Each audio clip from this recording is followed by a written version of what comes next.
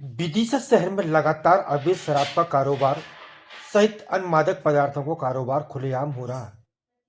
आपको बता दें कि आज उसी क्रम में आज विनय रंग साहा, जो कि आबकारी विभाग के अधिकारी हैं, उनका पुतला कांग्रेस पार्टी के द्वारा माधवगंज पर जलाया गया। ये जलाने का कारण क्या था कि 2 दिन पूर्व माधवगंज पर खुलेआम भारतीय जनता पार्टी के एक नेता की पिटाई शराब के ठेकेदारों के आदमियों के द्वारा कराई गई थी।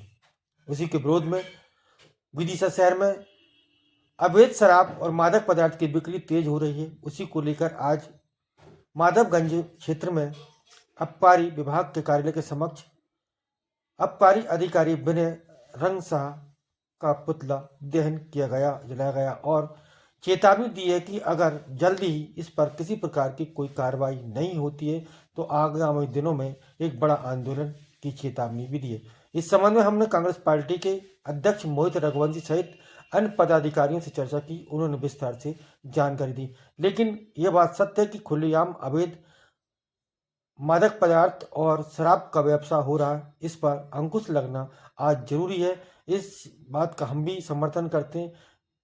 वहीं आज कांग्रेस पार्टी ने जो आंदोलन किया उसका परिणाम सामने आना चाहिए और शराबबंदी जो अवैध हो रही है उस पर रोक लगना चाहिए। विदिशा से राज टीवी समाचार भारत के लिए कमल रेखवार की रिपोर्ट।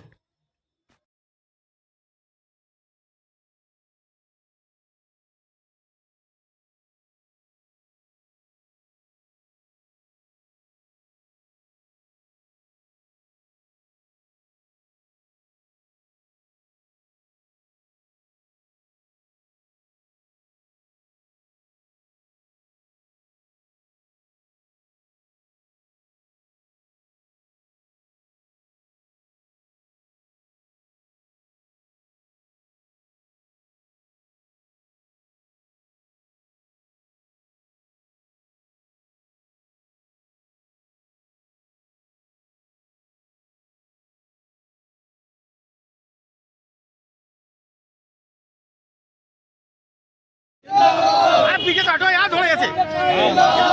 आबकारी अधिकारी होश में आओ।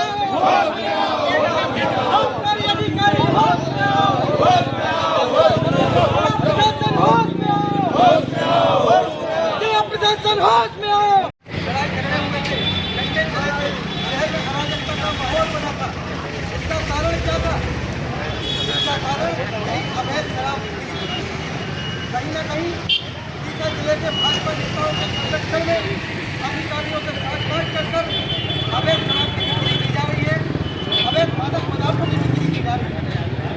मैं उन भाजपा के वरिष्ठ नेताओं से, उन अधिकारियों को आग्रह करना चाहता हूँ, निवेदन करना चाहता हूँ, आज आप इस भ्रष्टाचार को पैसे दें, अपना घर को बना लोगे, लेकिन कल को आपके और हमारे बच्चे भी जब इसमें आदी हो जाएंगे, भ्रष्टाचार के पैसे से आप उनका इलाज कराइए, जीवन को बचाकर बताइए। हमारे साथियों, आज जिस तरह से अवैध शराब की बिक्री, अवैध मादक पदार्थ, कोकीन, ड्रग्स, गांजा इतनी आसानी से हमारे शहर की बर्बाद कर रहा है, आसानी से उपलब्ध हो रहा है, इसकी हम बहुत घोषणा करते हैं और मध्य प्रदेश सरकार को भी हम ये चेतावनी देते हैं।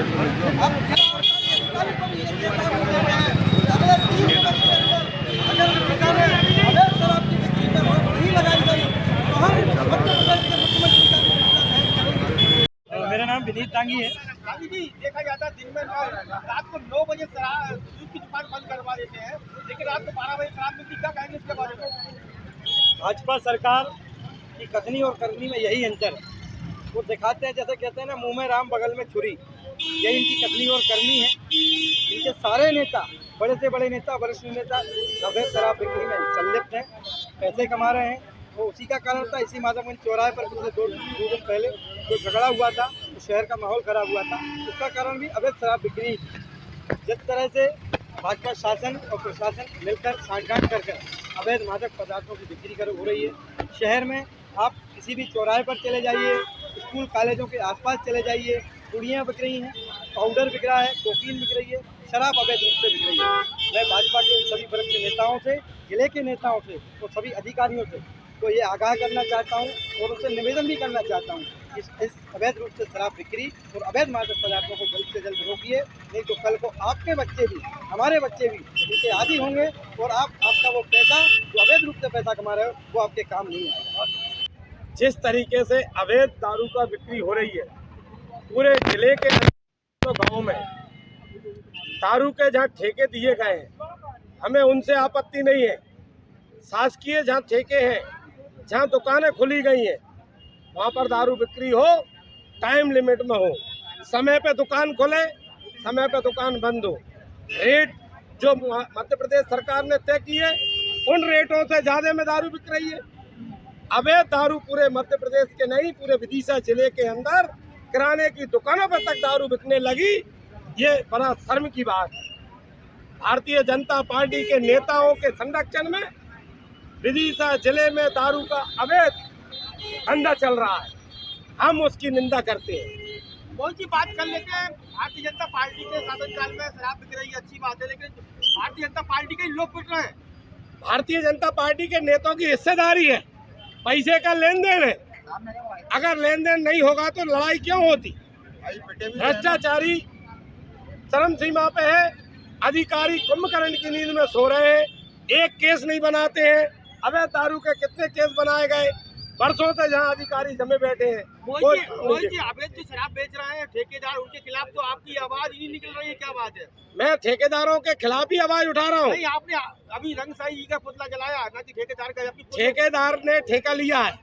अगर जो अधिकारी अगर उसमें मिली भगत करके दारू नहीं बिकवाएगा, ठेकेदार अपनी दुकान के लिए लॉटरी में ठेका लिया, उसका हम पुतला सिर्फ इस बात का जला रहे हैं अधिकारी का कि तुम उनको संरक्षण दे रहे हो। आपका नियम है कि 12 बजे आपको दुकान खुलवा रहे हो, आप उसमें केस बनाइए जो टाइम लिमिट है। अगला कदम हम अधिकारी के कार्यालय का तालाबंदी करेंगे। पूरे जिले के अंदर ब्लॉक मुख्यालयों पे जितनी दारू की दुकानें हैं उनके सामने हम पुतला दहन करेंगे। दारू तो ठीक है, पाउडर भी बिक रहा है, ड्रग्स बिक रही है विदिशा में। मैं आपसे कह रहा हूँ जो चीज हो सकती है, जो मादक पदार्थ हो सकता है, हम विदिशा को धार्मिक नगरी बनाने की मांग कर रहे हैं। दूसरी तरफ भारतीय जनता पार्टी दारू बिकवा रही है। आपका आरोप है 300 गांव में शराब बिक रही है। जी, कितने गांव बिक रही है? 300 से 350 गांव है। 300 गांव की लिस्ट मेरे पास है, मैं आपको उपलब्ध करा सकता हूँ जहाँ अवैध दारू बिक रही है। विदिशा के अंदर आप देख लीजिए, 9 बजे के बाद में आम आदमी विदिशा का सुरक्षित नहीं है। आप देखोगे दारू पीकर हर ढाबे पे, हर होटल में, किराने की दुकान, गुमटी, जहाँ देखो वहाँ दारू का चारों तरफ जाल बिछा हुआ।